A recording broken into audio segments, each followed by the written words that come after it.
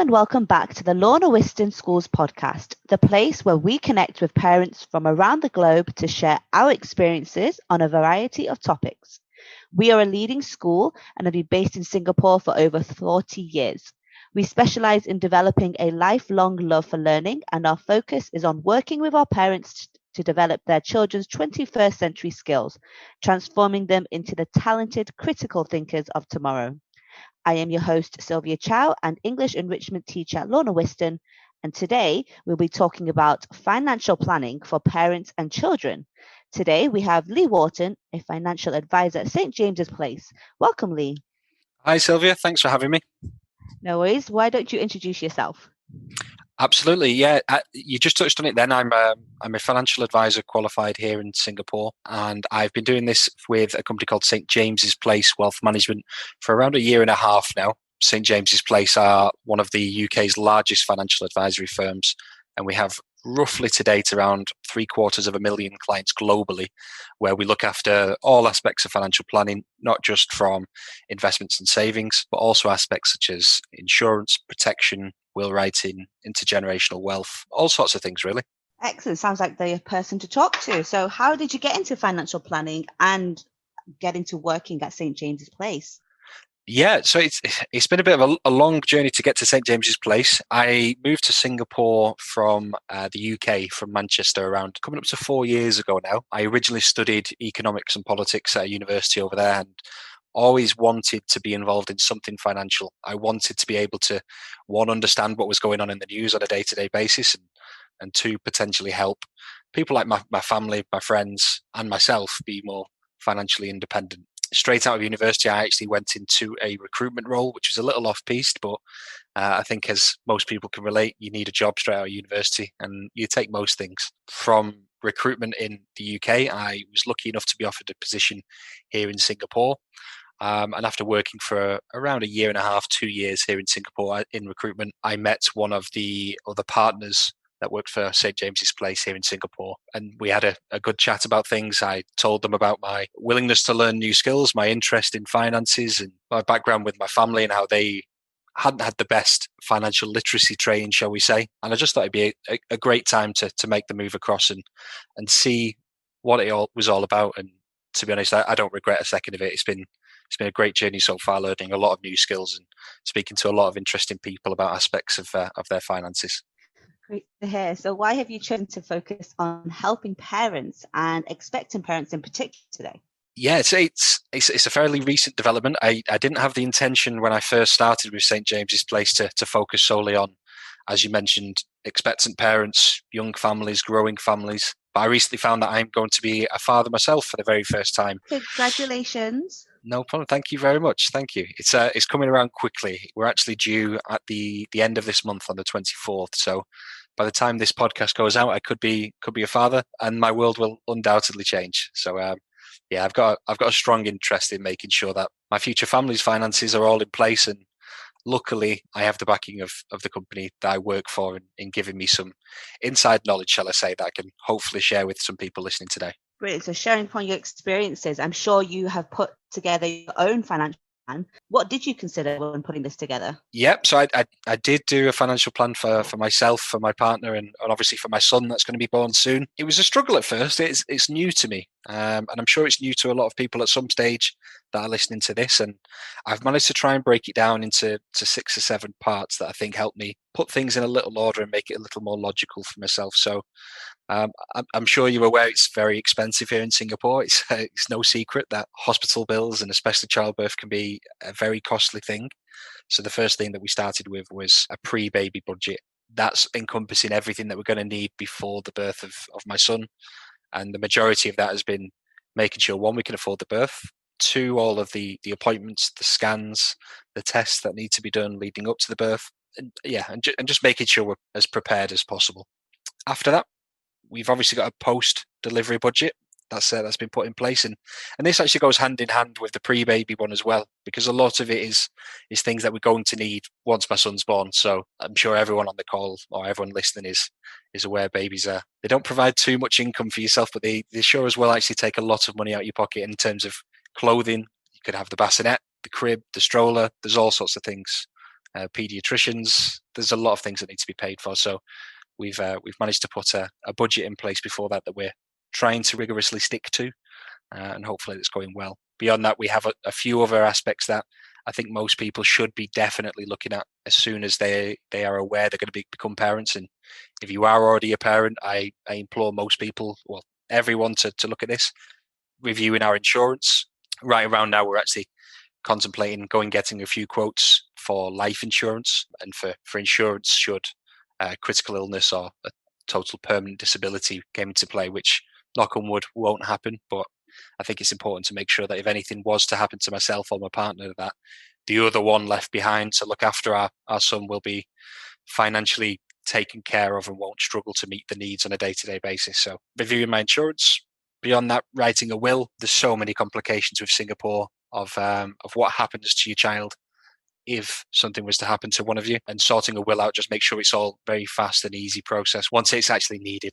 And then after that is, like I say, the essentials for everyone, regardless of whether they have a child, but even more important when they become parents, get your emergency fund in place. Make sure that if there was a temporary loss of income, maybe you lose your job because of current situations and circumstances with COVID in mind, making sure you have the funds to sustain yourself, and obviously increase our retirement savings as well. Yeah, another longer term goal, but I think is a worthy pursuit that we need to be looking at now. Wow, it sounds like a headache before the actual baby is going to be born. A bit, yeah.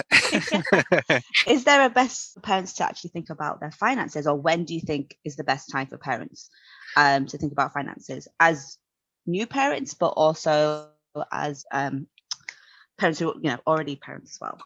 Sure. I mean, the easy answer is as soon as possible. What I have done today in terms of my planning, I wish I'd done yesterday. The longer that you leave yourself to actually start planning for some of these major life events, including retirement, the easier it's going to be to be able to reach the goals that you set for yourself. If you're going to be having a look at financial planning, all I can say to everyone listening is get it sorted today.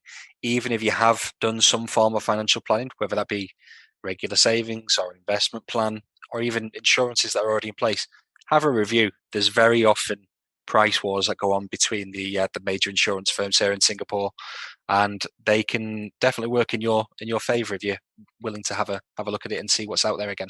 These seems like great tips for parents themselves. Let's move on to children. What do you think are the best tips for parents wanting to teach their children about saving? Because we know children kind of have that impulse buying, or they just want everything and they don't see a price tag really. Yeah, you are correct, and I'm not looking forward to the conversations myself. So I empathise with the parents that are already out there dealing with this on a day-to-day basis. I'm not going to teach any existing parents what they already know, but I think from my research and what we've been able to put out with St James's Place, we do have a few rules or tips that we can definitely put into action. The first of which is, you mentioned children only wanting things, not knowing a price tag. Number one is teach them the difference between needs and wants. So one of the first and most important lessons to teach a child is the difference between a wish and a necessity. Explain that needs include the basics, such as your food, housing, clothing, and wants are all the other extras after that. So you can use your own budget as an example to illustrate how wants should take a second place to needs in terms of spending as well. Secondly, I think set savings goals.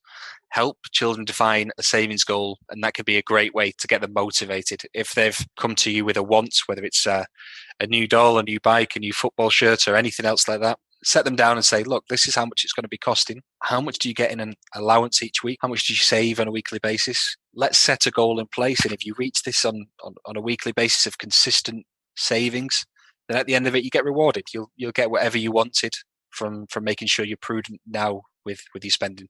That's a very adult way of putting it, but it's I think it's a very important lesson to try and teach children. In helping doing that, you can actually have them track the spending as well, which is number 3. So if your children get, like I say, pocket money allowance, advise them to write down their purchases every day. Definitely encourage them to think about how they're spending, how much faster they could reach their savings goal if they were to change their spending patterns. Maybe getting 1 chocolate bar rather than 2 on a Friday afternoon after they finish school for the week, or something similar. 4th one is actually something a lot of adults seem to not realize themselves, weirdly, but offer savings incentives. When I was a child, I used to go up to my grandparents' house, and my grandmother would give me £2 each and every Sunday, and I'd have a a little piggy bank that I'd put the £2 in, and every week religiously, the first thing I'd do as soon as my grandma gave me £2 is I'd empty out the full piggy bank and I'd count it up, and I'd be expecting it to grow when obviously it's not going to grow. It's in a piggy bank, it's staying there. But if you can offer a savings incentive to your child, so if you're having trouble motivating your kids to save, you can use something called matching contribution. So that's a principle to ramp up their efforts if possible. So for example, if your children have set a big savings goal, for example, a $400 tablet that they might want, it might be for school, it might be for gaming, you could offer to match a percentage of what he or she saves. Alternatively, you could offer a reward when your kid reaches a saving milestone. So if they manage to save up $10, $15, $20, just offer them a bonus. Maybe they get a $2 bonus or a $1 bonus, just to add to the momentum of them saving a little bit. And then I think finally, the most important thing is, I'd say, set a good example. If you want your children to become savers, being one yourself can really help.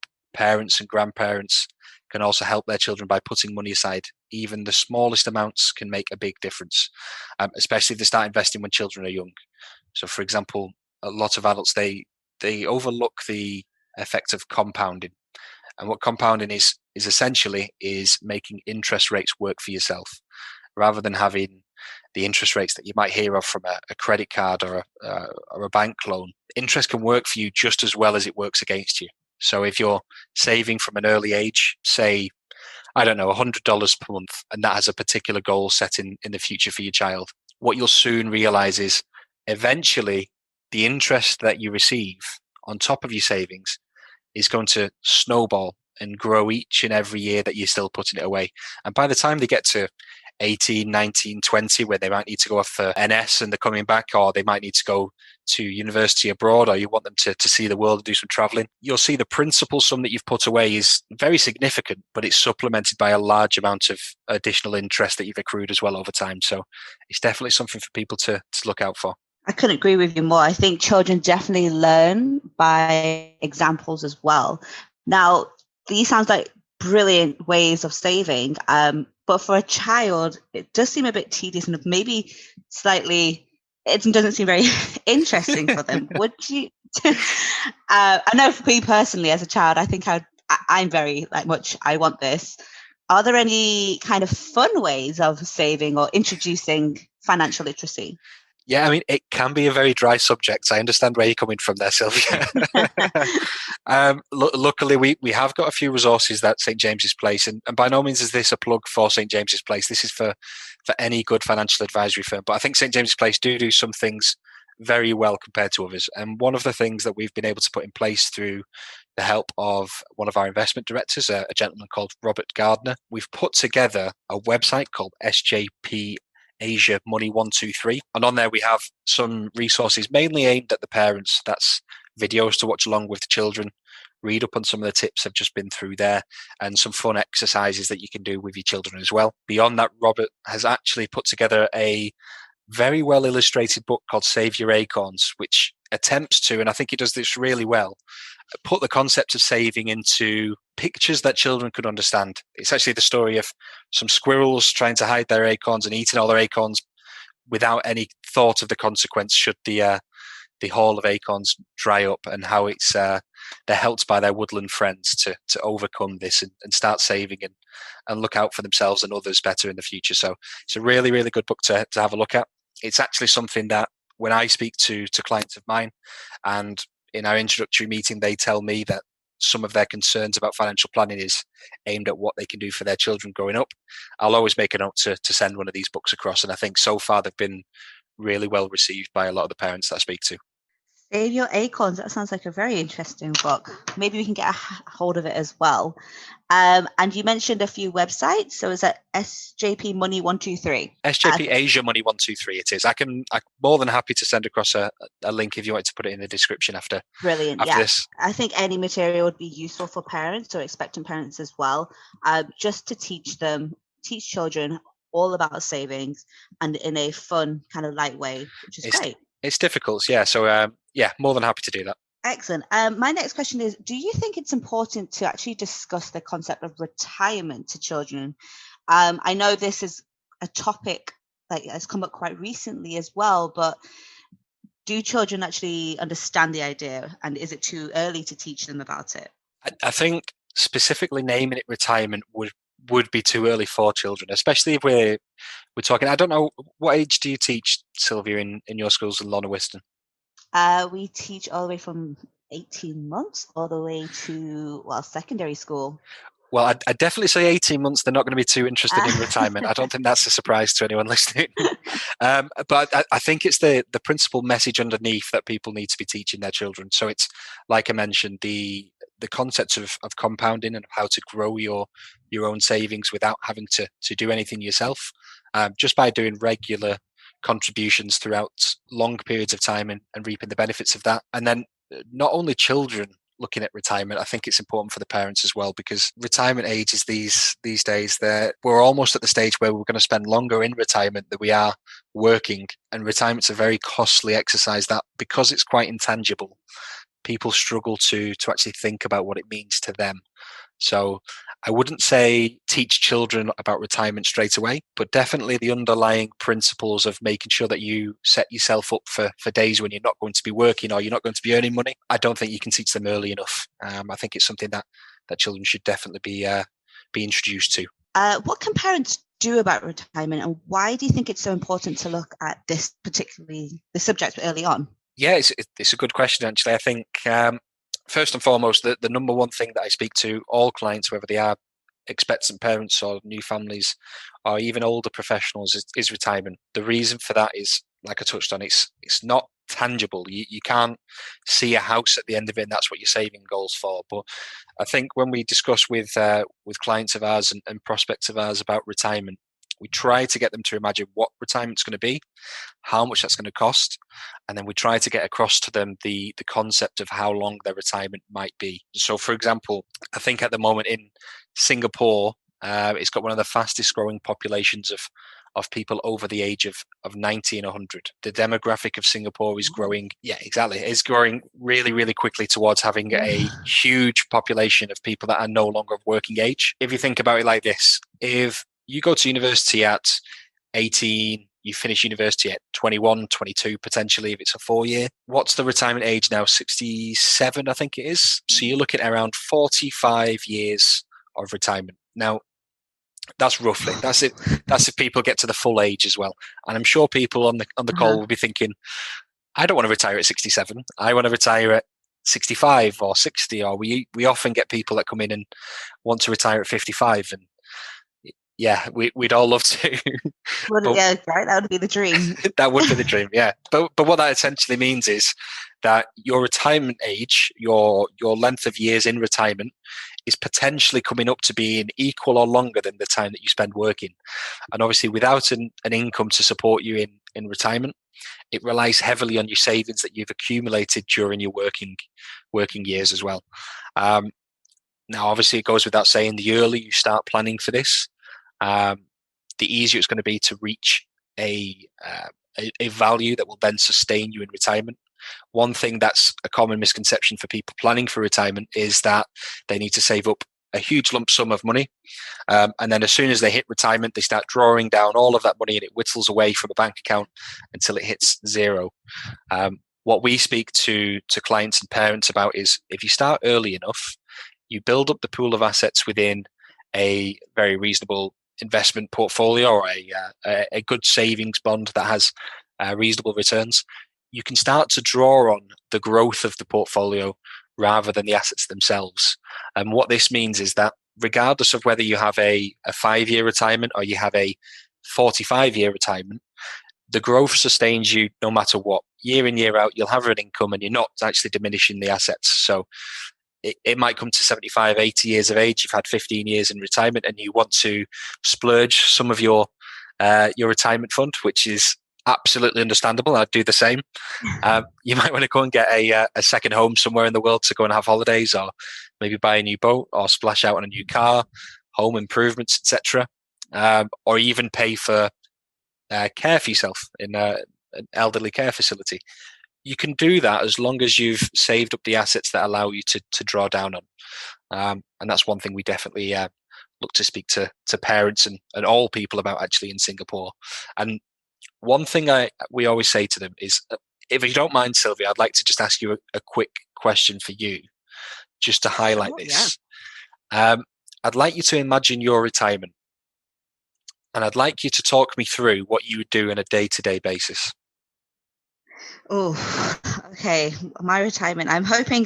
Well, not hoping. I would like to retire 60, maybe as well. Yep. Or 65. The idea is to go. I don't know. Live in sunny Spain, perhaps. Okay, a great destination. Yeah, maybe have time to just maybe join my parents playing golf. Playing golf. See, so it's difficult to think about, isn't it? But keep going. So playing golf. It is.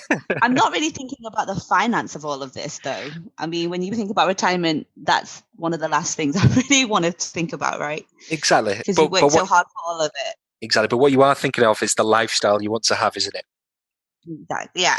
You're thinking of a standard of living that you would be comfortable and you would enjoy for the rest of your life. And I mean, and not having to think exactly. monthly allowance.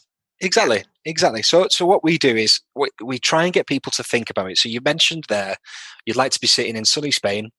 You'd obviously have to have a property in Spain that you've purchased, hopefully before your retirement. Your day-to-day expenses, you could be thinking about your leisure time. So you're thinking of a golf membership. You're thinking of your taxi or your car that takes you to the golf course each day. You're talking about maybe a couple of drinks that you'd have with some friends, some of your other retired friends here in Spain. Maybe you'd want a lunch afterwards. But the thing is that it all adds up. So everything comes at a cost. And what we do when we speak to our clients is we try and get them to imagine as clearly as possible what they think their day-to-day life in retirement would be. And the easiest way to do it is actually to ask people, what does your weekend look like? Because your weekend now, being your leisure time of 2 days a week, becomes your 7 day a week reality once you hit retirement. You've no longer got an income. You don't have a job to go to. You don't have to slave away on emails until 10, 11, 12 o'clock at night. But you do have all the time in the world to do what you want to do. And the one thing that we want our clients and people that we speak to have is the life that they want to enjoy in retirement. We don't want them to have to make difficult choices about whether they can afford to retire at 60, like you mentioned, or whether they have to wait until 67, or whether they have to give up that golf membership and take up a less expensive sport, for example, that they might not like at the moment. And what we're aiming to do for parents now is make the intangible thing of retirement a more tangible asset that you have to pay towards. What we say is it's probably the most expensive mortgage you're ever going to take out in your life, because it's essentially the same thing. If you make the regular payments on a monthly basis, by the end of it, you don't get to keep bricks and mortar, but what you do get to keep is a lifestyle that you've chosen and that you can enjoy. So what I say within my practice, for example, is we like to secure people's finances first and foremost. Second, we look to enhance them. And then we want them to enjoy the benefits of what they've done on a consistent basis for all the years. So I think that's why it's important for parents to consider their retirement early.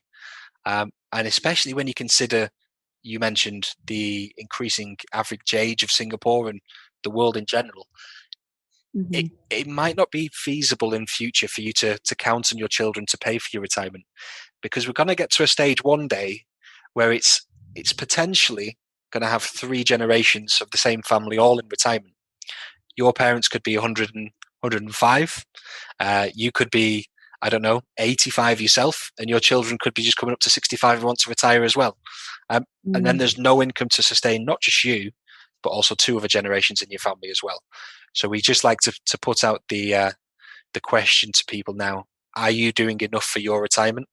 Are you going to be able to afford the lifestyle that you want to have? And if not, what are you going to do about it? Because the earlier you act, I guarantee the earlier you act, the more can be done and the easier it is and the less hassle and worry it is. And at the end of the day, what financial advice is, it's not meant to be a daunting task. It's meant to take away some of the stresses of long-term feasibility of the life that you want to have. And that's part of what we try and do. So yeah, I just wanted to touch on that as well in particular. Wow, I'd actually never thought about that in terms of retirement. Kind of, that is true. How your weekends are just 2 days, whereas retirement is going to be your whole 7 day, your whole life. And actually thinking about that. Yeah, exactly. All the money away. Definitely. Wow. Exactly. And just on that as well, it depends where you're around the world. You mentioned Spain, which is great. Obviously a wonderful place to go and visit on holiday and whatnot. But if you are planning on staying in Singapore compared to places like Spain or even the UK is extremely expensive. Not just on the things you want to do in your leisure time, but such as nursing care for yourself if God forbid you need it in the future as well. So I think it's even more important if you're out here in Asia and potentially have an eye on retirement staying here in Singapore. Well, that's definitely an important life event a parent should be planning for. What do you think are other life events as well? Perhaps we should be looking at.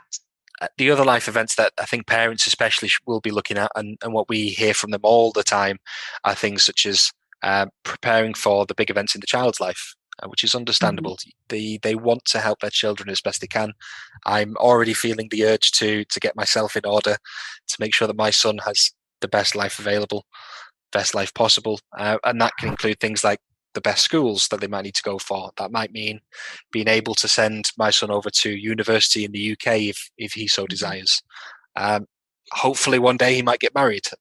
We might want to give some helping hand in the finances of that. And beyond that, the first home purchase, raising deposits anywhere in the world, regardless of where it is a very expensive venture. And if I can help my son do that, and I'm sure the parents listening to this might have similar plans for their children, it's definitely something that people should consider and can consider earlier than they think. Well, thank you very much, Lee. The information you've given today has been very insightful.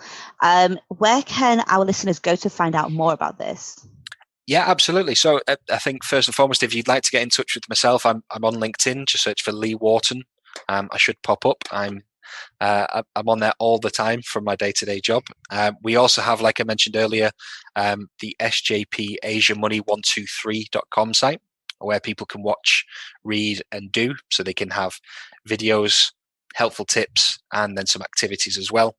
And then, like I mentioned earlier as well, Save Your Acorns is available. I can send across a link to you if you wish to purchase that. It's a great aid in teaching children how to value their own finances and get saving from an early age as well. Brilliant. That sounds great. Yeah, we'll have a link below. Congratulations once again, and thank you very much for joining us today. Thank you very much. It's been a pleasure. We hope you enjoyed it as much as we enjoyed hosting it. So please do send us any questions you might have, or share with us an encouraging story about your financial and anything else that you would like to talk about as well. All right. See you next week. Thank you. Bye.